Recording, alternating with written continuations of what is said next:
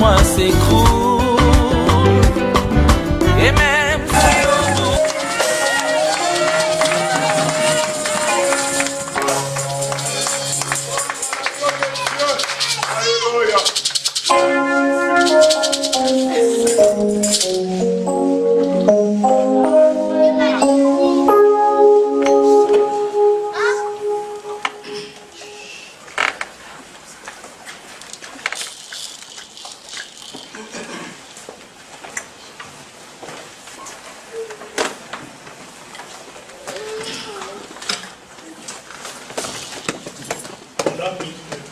mon âme bénit l'Éternel. Mon âme bénit l'Éternel,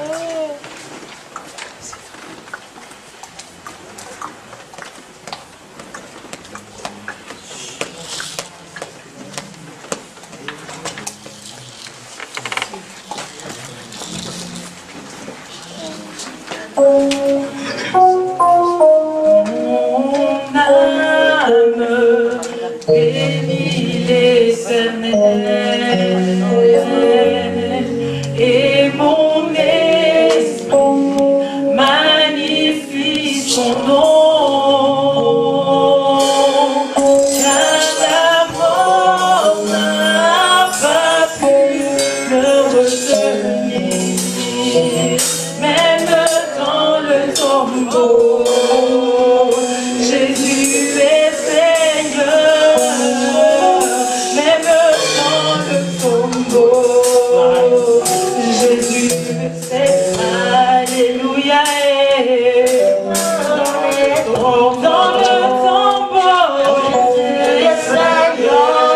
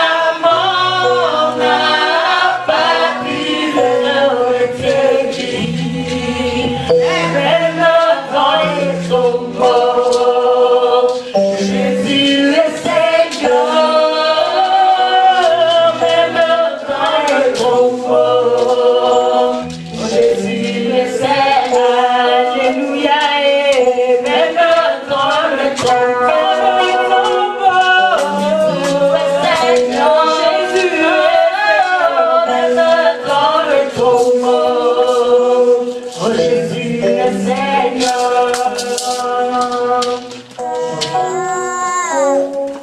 Gloire à Dieu. Nous allons prier. Tu vas dire au Seigneur de te parler encore cet après-midi. Tu t'es déplacé pour que le Seigneur te visite. Si tu t'es déplacé, c'est pour que le Seigneur te parle. Si tu t'es déplacé, c'est pour recevoir les instructions du Seigneur. Dis à Dieu de te parler de façon particulière. Que Dieu te parle encore cet après-midi. Que l'homme soit effacé. Mais l'Esprit de Dieu te parle afin que tu reçoives la vie. Car il est écrit que sa parole est esprit et vie. Prions au nom de Jésus-Christ. Nous sommes venus. Nous te bénissons. Nous t'exaltons, toi qui es notre Dieu. Nous bénissons ton Saint-Nom Jésus-Christ, toi le Maître et le Saint. Nous te bénissons parce que c'est toi le messager de l'Alliance. Nous te bénissons car c'est toi notre époux et l'époux du sang. Nous te sommes infiniment reconnaissants, toi qui es digne de recevoir l'adoration de nos lèvres. Oh Jésus-Christ mon Seigneur, toi qui es mon Dieu. Je viens confier ces moments entre tes mains, Seigneur Jésus, afin que je sois effacé, que ton peuple reçoive la vie de ta part, Seigneur. Car tu as dit que ta parole est esprit et vie. Et nous sommes déjà pris par la parole que tu nous as annoncée. Parle-nous cet après-midi, Seigneur Jésus-Christ, que mon intelligence soit bannie. Selon qu'il est écrit qu'aucune prophétie de l'Écriture dire soit l'objet d'une interprétation particulière, car il était poussé par ton esprit que les gens parlent de ta part. Oui, Seigneur Jésus, descends agir. Descends, parle à ce peuple cet après-midi. Que je sois complètement effacé. Que tu sois ouvrier avec moi, Jésus-Christ. Que tes œuvres se manifestent, oh mon Dieu.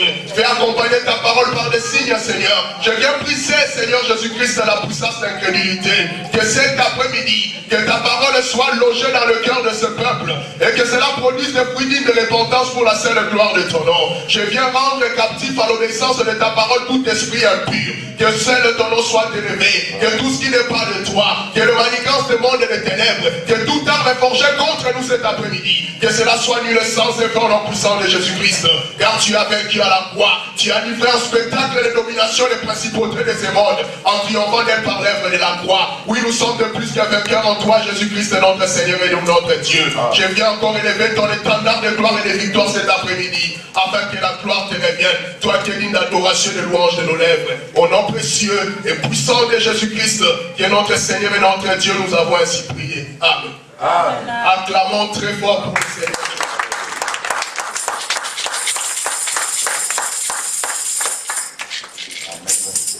Gloire soit rendue à notre Dieu. Amen.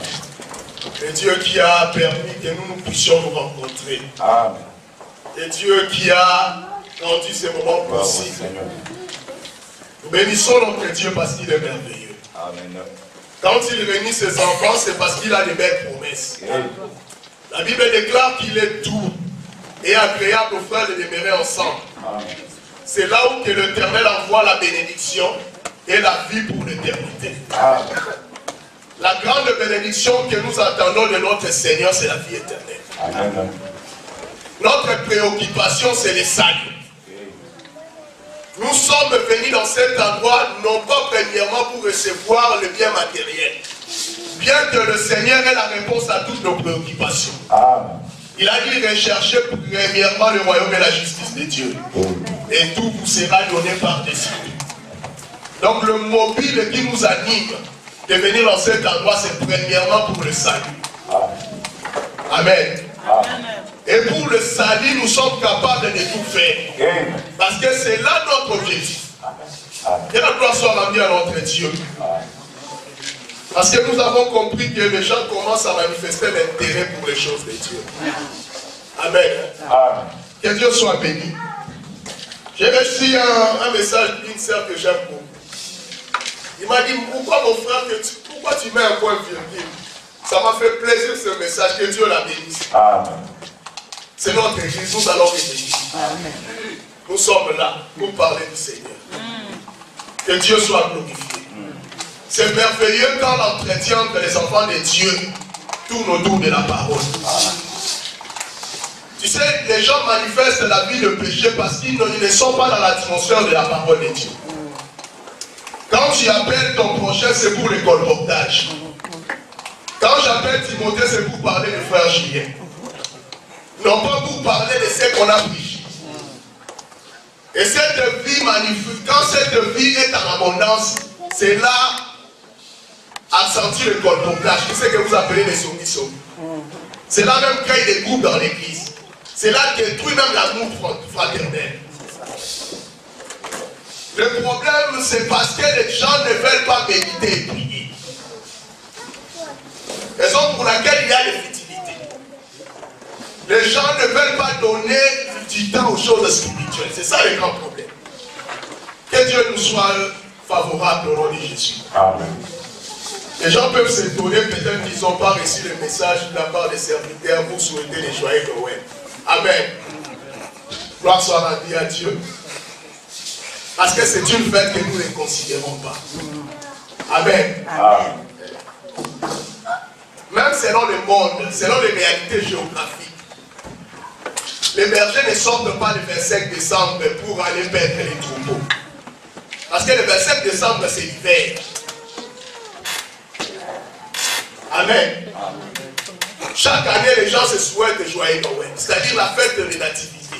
Pendant toute l'année, tu constateras que l'église catholique est vide. Mais le 24 du réveillon, les églises catholiques sont pleines. Même les gens qui ne considéraient pas Dieu, mais ils vont prier le 24 décembre. Ce qui est important, que tu sois avec le Seigneur tous les jours. Nous ne changeons pas nos vêtements.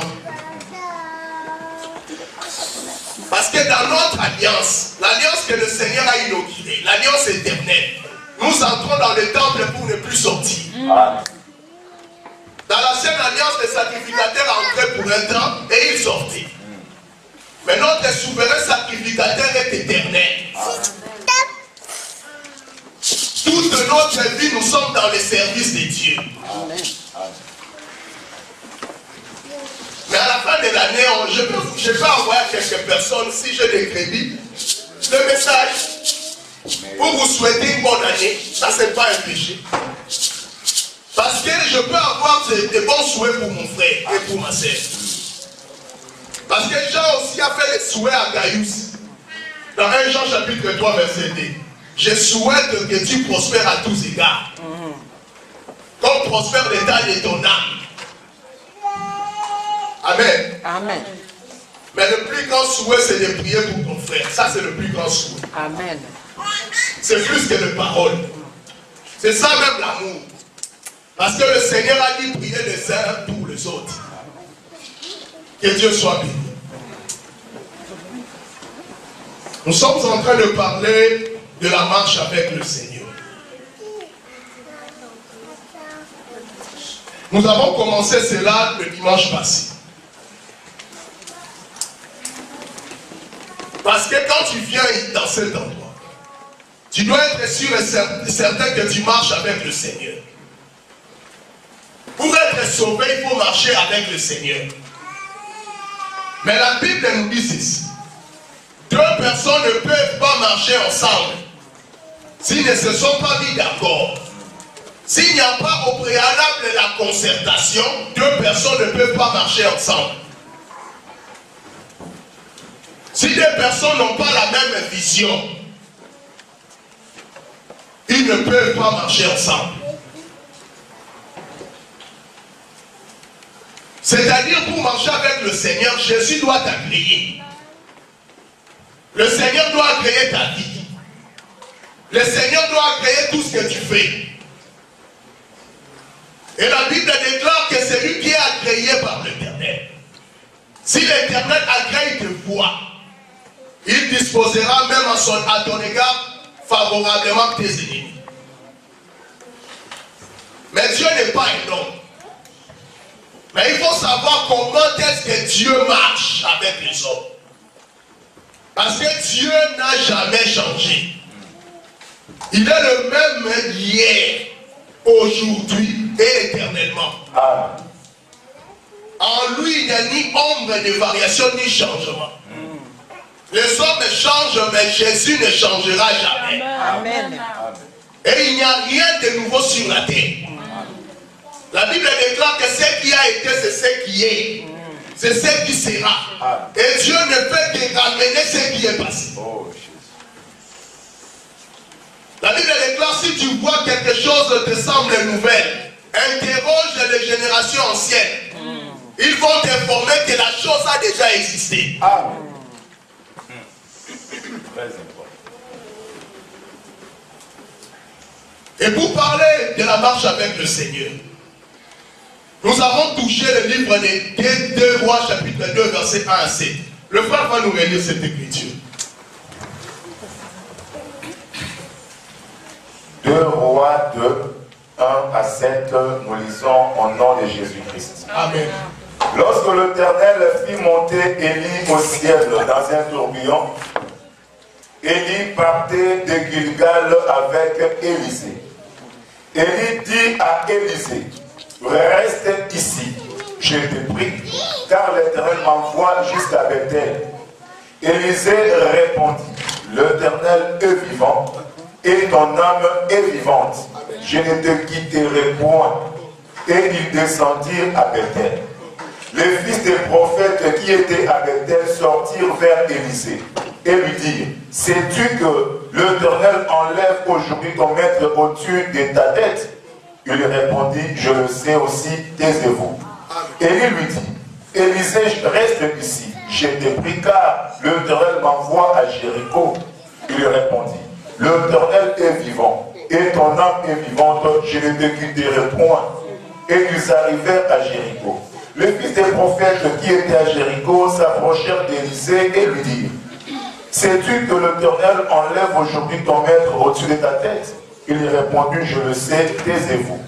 Élie lui dit, reste ici, je t'ai pris, car l'Éternel m'envoie au Jourdain. Il répondit, l'Éternel est vivant, et ton âme est vivante, je ne te quitterai point. Ils poursuivirent tous deux leur chemin. 50 hommes d'entre les fils des prophètes arrivèrent et s'arrêtèrent à distance vis-à-vis, et eux deux s'arrêtèrent au bord du Jourdain.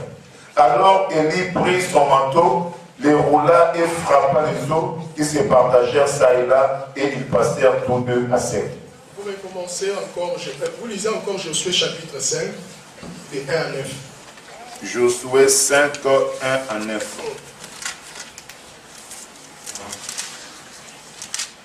Josué 5, 1 à 9. Lorsque tous les rois des Amoréens à l'occident du Jourdain et tous les rois des Cananéens près de la mer apprirent que l'Éternel avait mis à sec les eaux du Jourdain devant les enfants d'Israël jusqu'à ce que nous ayons passé, ils perdirent courage et firent consterner à l'aspect des enfants d'Israël. En ce temps-là, l'Éternel dit à Josué, fais-toi des couteaux de pierre et circoncis encore une fois les enfants d'Israël.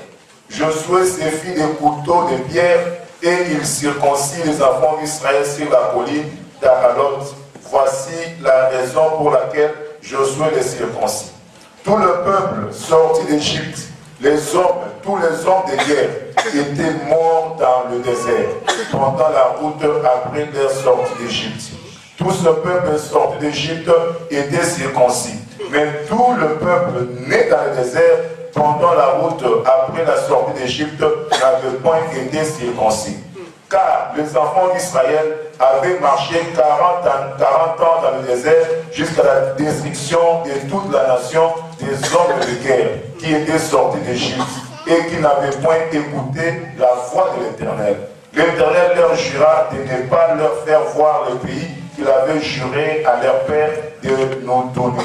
Pays où coule le lait et le miel. Ce sont leurs enfants qu'il établit à leur place. Et Josué les circoncis, car ils étaient incirconcis, parce qu'on ne les avait point circoncis pendant la route.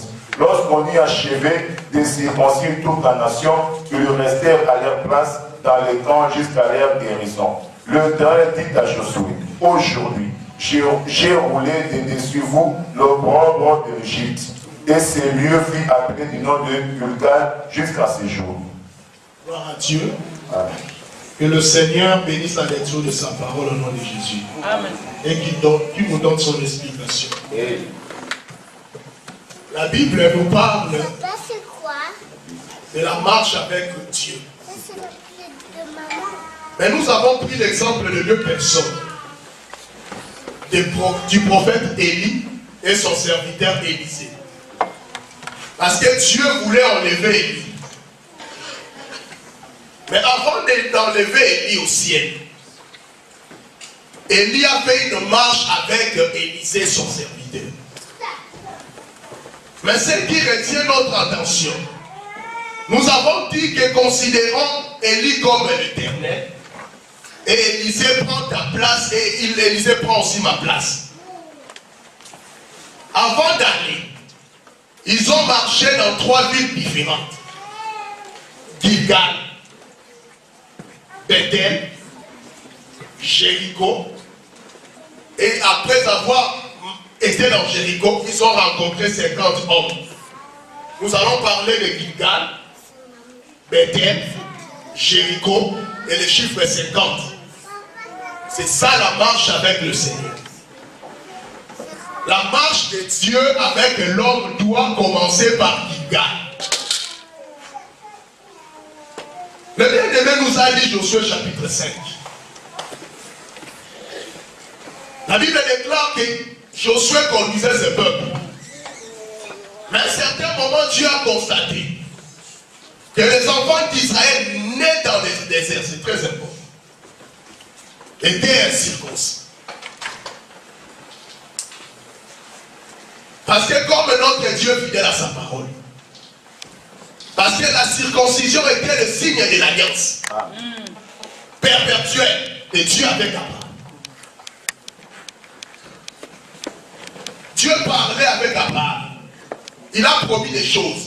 Mais les jours que le Seigneur voulait faire d'Abraham le père de la multitude, il lui donne la circoncision comme le signe de l'alliance perpétuelle. Même aujourd'hui, le signe de l'alliance de Dieu, c'est la circoncision. Amen. Amen.